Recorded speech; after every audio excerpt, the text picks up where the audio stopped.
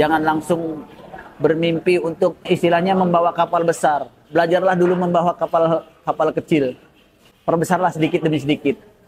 Perbaiki mindset, perbaiki tata kelola. Insya Allah yang kecil itu bisa menjadi besar. Tapi kalau langsung besar, begitu tenggelam kita bingung. Apa yang mau buat kita pegangan? Sebab kita berpikir bahwa harus selalu besar. Bismillah, Assalamualaikum warahmatullahi wabarakatuh. Saya Slamet Riyadi, asal dari kota Tegal, Jawa Tengah. Kelahiran tahun 75, jadi kurang lebih usia saya sekarang 48 tahun. Dan merupakan owner dari usaha nasi goreng Menteng, Jambi. Usaha ini Ana rintis tahun 2010, tepatnya bulan 3. Kami dirikan berupa tenan berukuran 3 x 3 meter di depan perumahan Villa Gading Mayang. Alhamdulillah pada saat itu kami mendapat kesempatan untuk memakai halaman ruko. Di waktu itu ruko elektronik kita gunakan, dikasih space 3 x 3 meter, dan disitulah awal mula berdirinya nasi goreng Menteng Jambi. Alhamdulillah Ana ini beberapa kali mencoba pekerjaan, baik pekerjaan formal, informal maupun wirausaha. Dan dari banyak hal-hal yang Ana kerjakan itu, Ana memilih untuk menekuni usaha ini karena memang prospektif. Usaha kuliner diantara usaha yang prospektif. Setiap hari orang pasti makan, dan terutama adalah sasaran utama kita adalah memasarkan produk makanan berat. Produk makanan berat itu pasti dibutuhkan setiap hari. Sejarahnya cukup unik ya, sampai Ana memutuskan untuk memilih nama Menteng. Dan Ana bukan hanya sekedar sekedar mencomot Menteng, tapi memang latar belakang Ana memang dulu jualan di Menteng. Di Menteng, iya. Ana tinggal di sekitaran pinggiran Menteng. Menteng itu sendiri dia yang merupakan pusat keramaian, pusat orang-orang yang the have-nya itu adalah Menteng. Adapun Ana tinggal di daerah Menteng Tenggulun atau Pasar Rumput, di pinggirannya. Jadi di pinggiran Menteng itu ada Menteng Tenggulun, Menteng Atas, Menteng Jaya, seperti itu. Memang Ana jualan nasi goreng di sana, di sekitaran Menteng. Di sekitaran Menteng itu ada Taman Lembang, Taman Suropati, Taman Kodok, di sekitaran Stadion Persija. Dulu Persija stadionnya masih di situ, masih di Menteng. Ya. Kebetulan ada temen di sini ya, temen yang menantang lah ibaratnya. Ana ibaratnya berkeluh kesah tentang suka duka usaha di Jakarta. Kemudian temen itu, berani nggak kamu ke Jambi? Seperti itu kan. Untuk apa? Ya usahalah. Apa yang kamu bisa? Dan kayak bisa Ana di nasi goreng. Ana tanya prospeknya kan. Prospeknya gimana? Terutama saat kita membuka usaha itu adalah daya beli kan. Setelah kita nilai daya belinya bagus, sudah bismillah berangkat. Seperti itu. Ya itulah salah satu strategi pasarnya kan. Jadi seperti tadi dikatakan sama Ustaz Satria, ada orang yang memang dia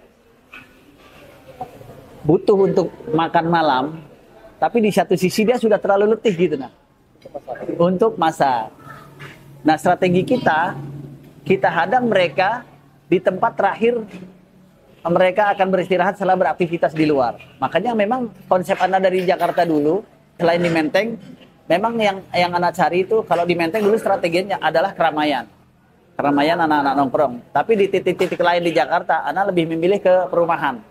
Jadi orang-orang yang sudah super sibuk, begitu pulang, tapi lapar, dan mereka ingin cepat. Jadi sambil jalan pulang, mereka nelpon untuk mereka ambil setelah mereka dekat dengan rumah.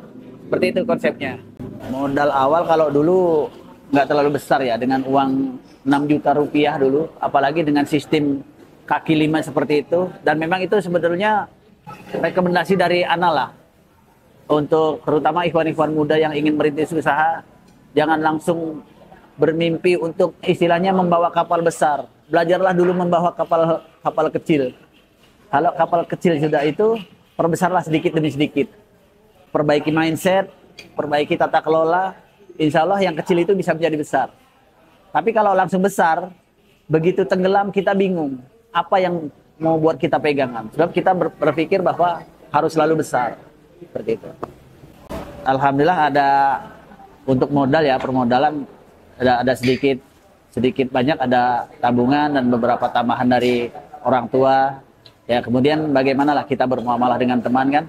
Alhamdulillah semuanya teratasi karena itu tadi tidak terlalu besar.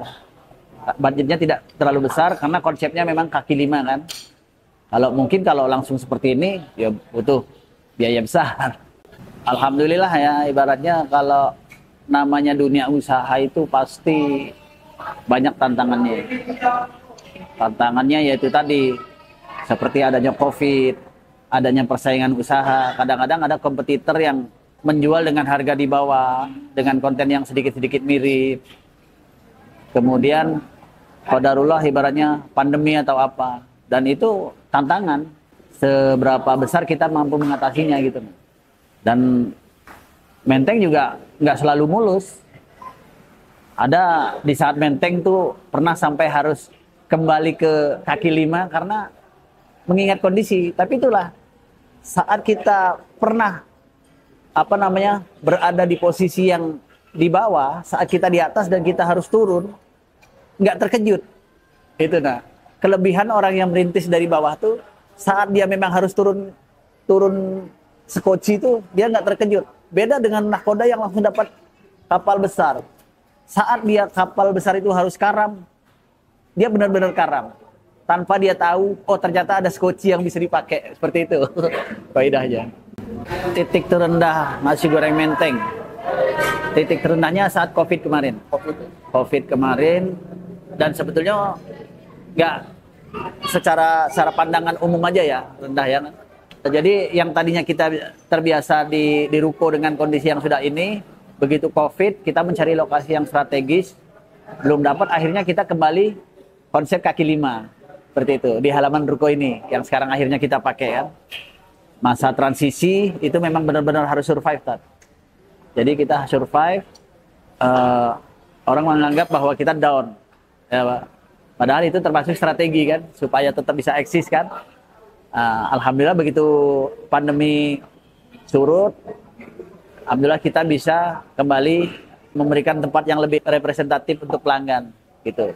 Tapi secara garis besar pandemi kemarin sih memang itu titik terendah dari yang Ana jalanin. Keyakinan seorang yang alhamdulillah sudah belajar tuh bahwa semua biiznillah ya. Alhamdulillah tuh kejatuhannya ibaratnya penurunannya yang kami alami itu tidak sampai pada titik yang memang harus kita katakan tutup. Artinya apa? Tetap ada margin, walaupun tidak sebesar biasanya, tetap ada margin, dan margin itu bisa kita save untuk di saat yang tepat kita kembali pindah bahtera gitu aja. Jadi kenapa bisa bertahan? Ya karena atas izin Allah, penjualannya tuh turun tapi tidak pada level yang harus Ana sebagai owner mengatakan tutup gitu. Jadi masih bisa jalan dan alhamdulillah bertahan kembali membesar seperti sekarang. Kalau secara hasil bisa dikatakan Ana 6 bulan itu sudah dapat hasil. 6 bulan ya? Iya. Ada waktu itu memang mencari modal untuk nikah kan. Setelah 6 bulan dapat modal untuk nikah. Itu yang singkatnya ya, ibaratnya alhamdulillah secara ini. Kemudian setelah beberapa tahun bisa investasi membeli tanah, itu ibaratnya di angka 2 tahun pun sudah sudah kami secara ekonomi sudah mapan. Setelah 6 bulan pertama itu kami kemudian menikah, kemudian rumah tangga mapan, bisa mulai menyicil memilih investasi properti. Saat kita lagi turun, mampu nggak kita mengatasi tekanan mental itu? Dari apa yang sudah Ana jalanin, dulu Ana menjalankan usaha ini semua one hand. Dari operasional, marketing, semua memang sendiri. Dan akhirnya Ana berpikir, orang yang hebat itu bukanlah orang yang bisa mengerjakan semua.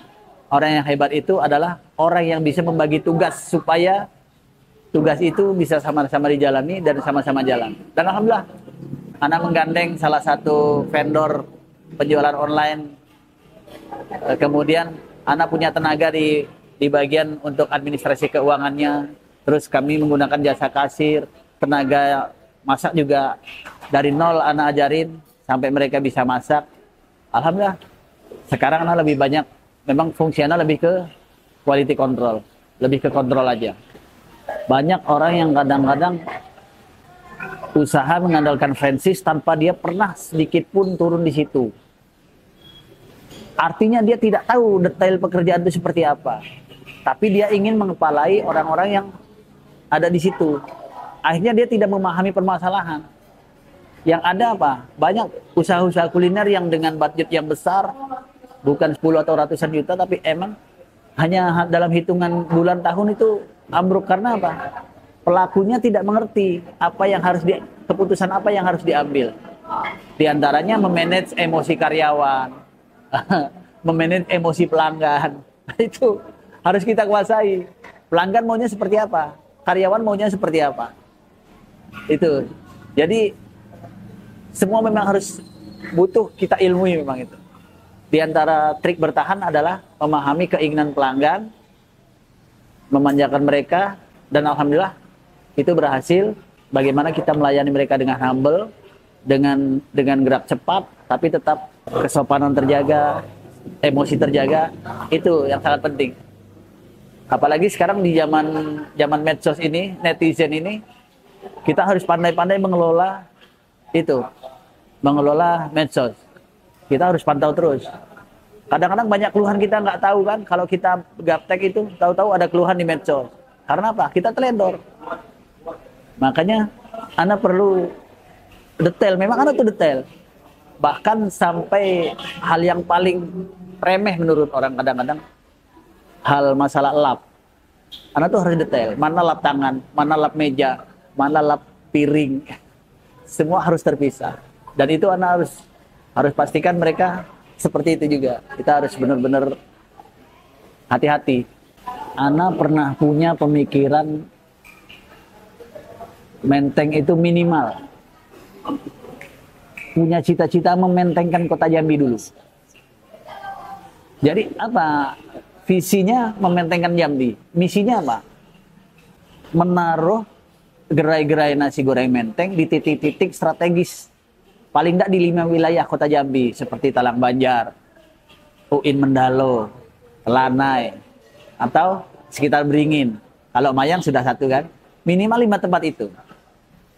Dan memang itu tantangan buat kita nih. Tantangan buat kita. Awal dulu nasi goreng menteng ini memang dari nol. Dari awal tuh dulu anak pertama jualan 4 liter atau 4 kilo beras. Kami masak jadi sekitar 40-an porsi lah. Jadi omset dulu tuh di awal-awal sekitar 400, 500. Kalau sekarang alhamdulillah di angka penjualan sekarang nih sudah bisa antara 6 sampai 8 juta per hari. Untuk teman-teman yang ingin memulai usaha, cobalah usaha yang memang banyak orang perlu, seperti makanan menu-menu berat ini, atau yang lain, atau hal benda-benda lain yang banyak orang perlukan. Kemudian buat sistem, dan juga jangan ambil risiko dengan membuka usaha yang bermodal besar. Mulailah dari yang kecil dulu. Mulailah dari yang kecil dulu, tekuni, fokus. Insya Allah nanti biiznillah akan besar. Asal fokus. Bagi teman-teman yang sedang merintis usaha, teruslah selalu meminta pertolongan kepada Allah. Jalankan usaha dengan cara-cara yang baik, dengan cara-cara yang syar'i, yang berbarokah. Kemudian berkolaborasilah. Sebab kemajuan itu ada pada kebersamaan. Insya Allah dengan bekerja sama, saling menguntungkan, insya Allah sama-sama menjadi besar.